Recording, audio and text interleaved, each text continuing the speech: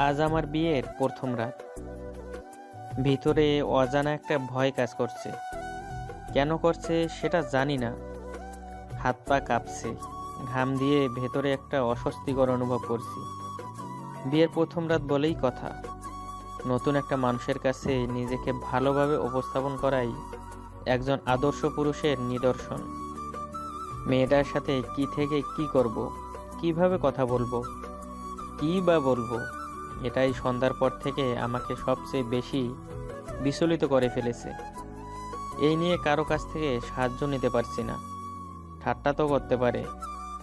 ঠিক এই মুহূর্তে বারান্দায় হাঁটাহাঁটি করছি আর ভাবছি ভিতরে গিয়ে মেয়েটার সামনে কিভাবে নিজেকে দাঁড় করাবো। কিছুই বুঝে উঠতে পারছি না। মনে হচ্ছে কেউ ইচ্ছে করে আমার মধ্যে এক চিমটি নরক ঢেলে দিচ্ছে, আর সেটা আমাকে যত সময় যাচ্ছে তত খুঁটে খুঁটে খাচ্ছে। বেশ আগ্রহ নিয়ে বিয়েটা করেছিলাম, অথচ এখন দেখি উল্টো সেম আমার মধ্যে চেপে বসে আছে।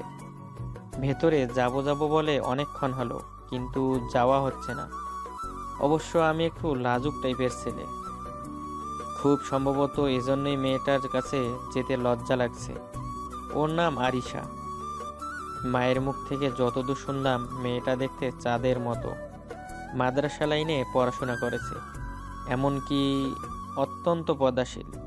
সত্যি বলতে আমি এখনো আরিশাকে দেখিনি, না দেখেই বিয়েটা করেছিলাম।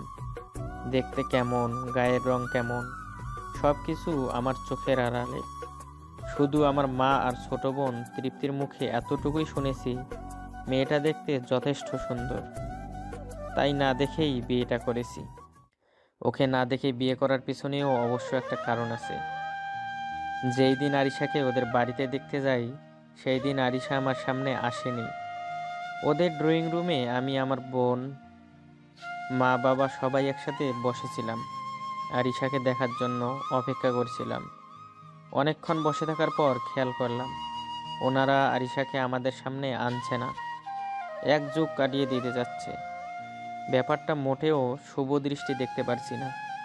কারণটা হলো, প্রথমত আমরা আরিশাকে দেখতে গেলাম, অথচ তারা আরিশাকে নিয়ে আসছে না। দ্বিতীয়ত বাবা অনেকক্ষণ যাবৎ আরিশার বাবার সাথে মিষ্টি মিষ্টি কথা বলছে আর হাসাহাসি করছে। এটা আমার কাছে মোটেও ভালো লাগছে না। অনেক আশা নিয়ে আরিশাকে দেখতে গেছিলাম, অথচ তারা আরিশাকে নিয়ে আসা তো দূরের কথা, বরং মনে হয় আরিশার বাবা আমার বাবার সাথে হাসির ফ্যাক্টরি খুলে বসে আছে। তখন ভিতরে একরাশ বিরক্তি কাজ করছিল। মনে করছে উঠে সোজা বাসার দিকে রওনা দেই। এত বিরক্তিকর অপেক্ষা জিনিসটা, সেটা ওই দিনেই বুঝলাম।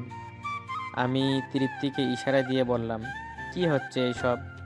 তৃপ্তি মাথা নাড়িয়ে জবাব দিল, আমিও বুঝতেছি না। এমন সময় আরিশার মা পর্দার আড়াল থেকে আমার মাকে ডেকে ভেতরে নিয়ে গেল। তারপর বলল, আরিশা তো আপনার ছেলের সামনে বিয়ের আগে দেখা করতে চাইছে না। বলছে আপনার যদি পছন্দ হয় তাহলে ছেলেকে গিয়ে মেয়ে পছন্দ হয়েছে এটা বলতে। তার মানে আরিশা বলতে চাচ্ছে আমার মতই ছেলের মত, তাই তো? আরিশার মা বলল, হ্যাঁ হ্যাঁ এটাই। মা কথা না বাড়িয়ে কিছুক্ষণ চুপ থেকে বললেন, আচ্ছা ঠিক আছে, কই আপনার মেয়ে, আমাকে দেখান। তারপর উনি মাকে আরিশার রুমে নিয়ে গেলেন। আরিশাকে দেখেই মায়ের ভীষণ পছন্দ হলো এবং সাথে সাথেই ডিসাইড করলো যেভাবেই হোক আরিশার সাথে আমার বিয়ে দিবেন।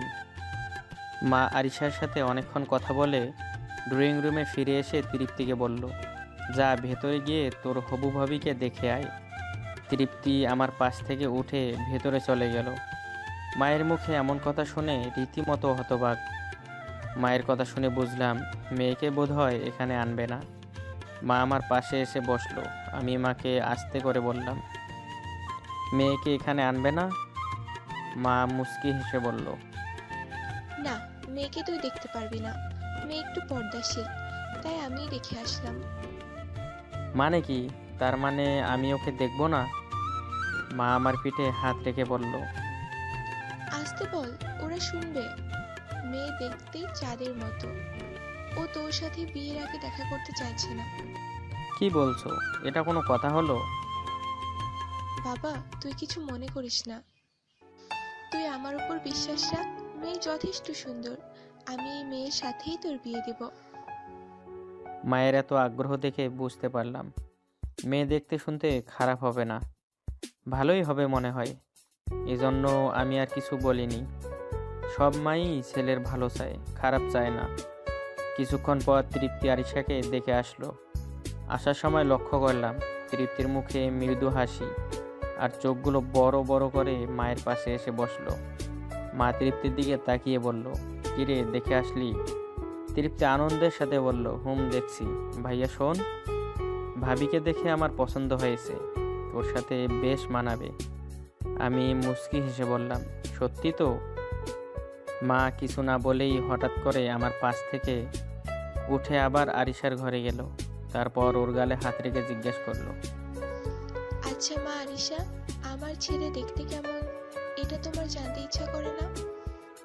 আরিশা একটু হাসি দিয়ে বলল, যে ছেলে নিজের মায়ের মুখের কথা শুনে আমাকে নিঃসন্দেহে বিয়ে করতে পারবে, সেই ছেলে আর যাই হোক মনের দিকটা খারাপ হতে পারে না।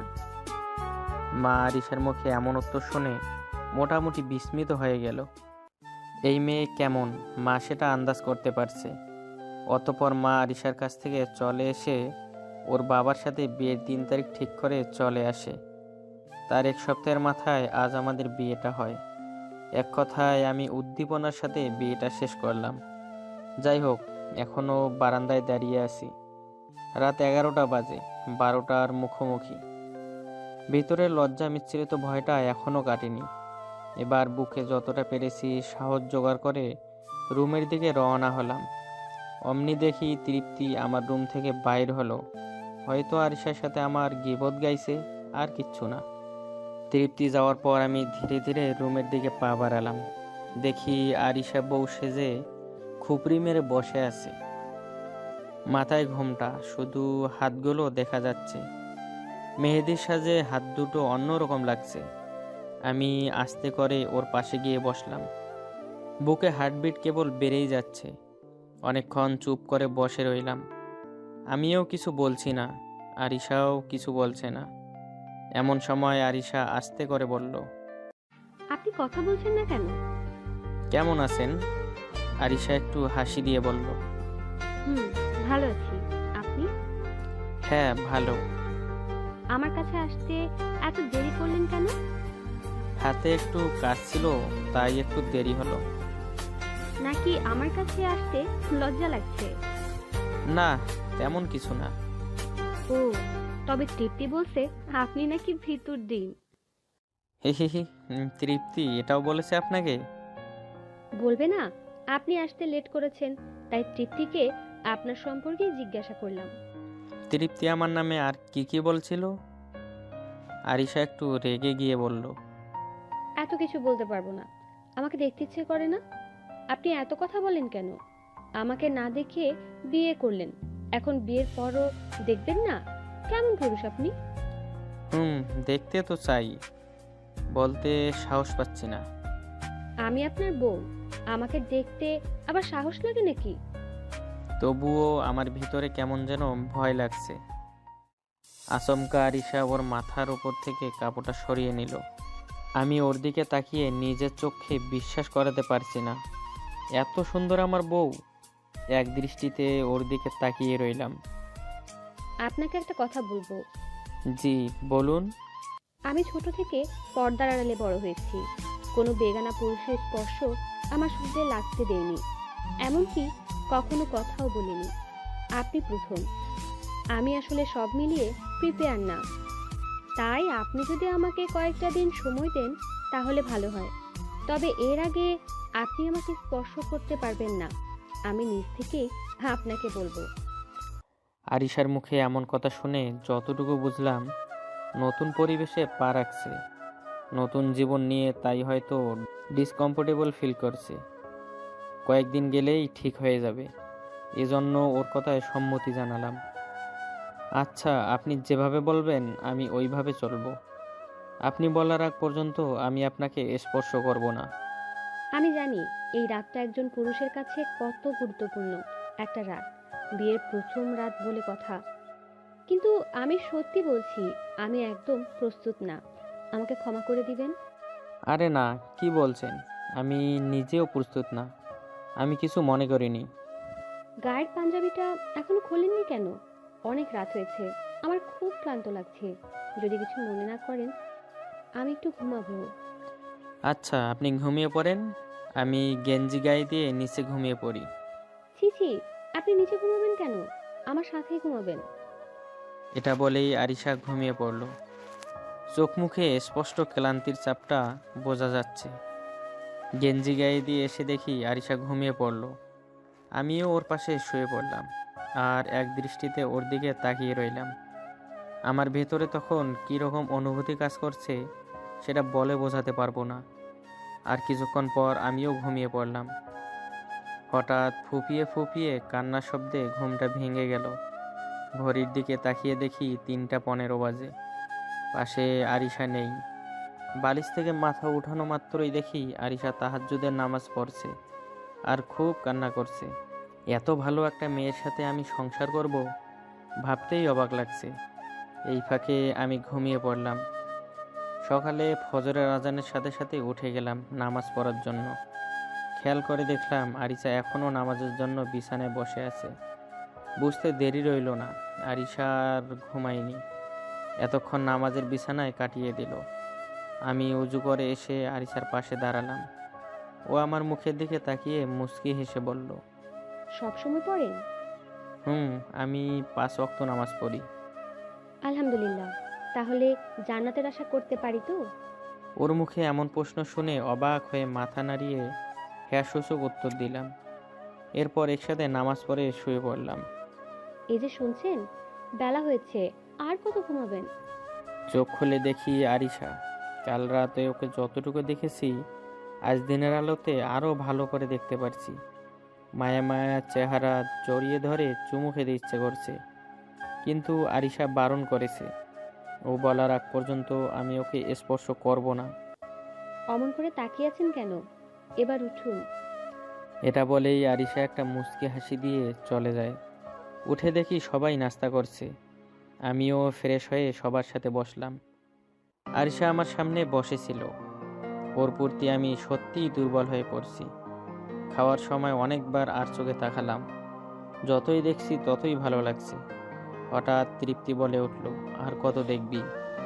ওর এমন কথা শুনে আমি হকচকিয়ে প্রথমে ওর দিকে তাকালাম, তারপর আরিশার দিকে তাকালাম। দেখি আরিশা মুচকি মুচকি হাসছে। তার মানে আমি যে আরিশার দিকে তাকালাম তৃপ্তির কথা শুনে সে বুঝতে পেরেছে। বাবা মা টের পায়নি বিষয়টা অবশ্য। মন চাইছে তৃপ্তিকে একটা চর মারি। সারাক্ষণ আমার পিছু পিছু পড়ে থাকে। বাসায় ছোট বোন থাকলে এটাই একটা বিরাট সমস্যা। যা করি সাবধানতার সাথেই করি, তবুও ওর চোখে ধরা দিতেই হয়। নাস্তা করে রুমে আসলাম। বিয়ের জন্য অফিস থেকে 1 সপ্তাহের ছুটি নিয়েছিলাম। এখনও 3 দিন বাকি। ভেবেছিলাম আরিশাকে নিয়ে কোথাও ঘুরতে যাব, কিন্তু ও যেতে চাইবে না। কারণ আরিশা ঘোরাঘুরির চেয়ে পর্দার আড়ালে থাকতে বেশি পছন্দ করে। তবুও একবার জিজ্ঞেস করলাম, না, যেমনটা ভেবেছিলাম ও যেতে যাচ্ছে না। এর মধ্যে 3 দিন পার হয়ে গেল। এখন থেকে রীতিমতো অফিসে যেতে হচ্ছে। সকাল 9টার দিকে বাসা থেকে বাইর হই, ফিরতে ফিরতে রাত 8টা পার হয়। ব্যস্ততার মধ্যে দিন কাটছে। আরিশাকে ঠিকমতো সময় দিতে পারছি না। মেয়েটা দিন দিন আমার রক্তের সাথে মিশে যাচ্ছে, অথচ তাকে স্পর্শ করতে পারছি না। পরিবারের সবাই তাকে বড্ড বেশি ভালোবাসে। রাতে সবাই একসাথে খেতে বসলাম। আরিশা আমার সামনের চেয়ারে। খাওয়ার সময় হঠাৎ করে নিচ দিয়ে আমার পায়ে কে যেন চিমটি কাটলো।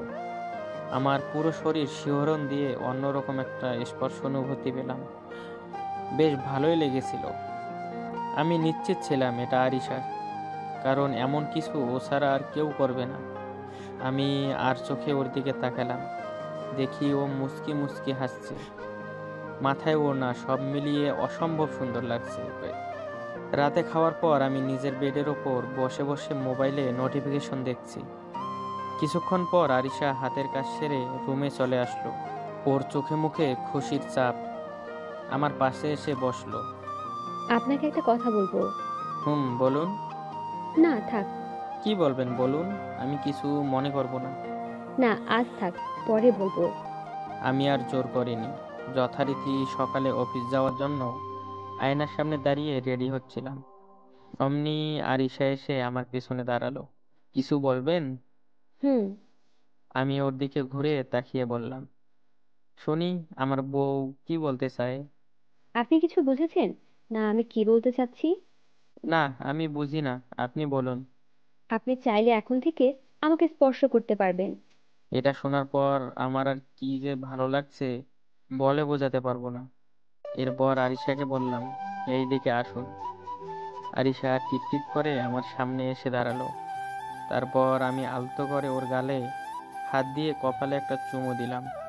দেওয়ার সময় আরিশা পুরো শরীর একটা ঝাঁকুনি দিয়ে আমার দিকে তাকালো। আমি বুঝতে পারলাম এই মেয়ে সত্যিই পবিত্র একটা মেয়ে। এর শরীরে কোনো কলঙ্কের দাগ নেই। আমি ওকে কখনোই কষ্ট দিব না, কখনোই না, একেবারেই না।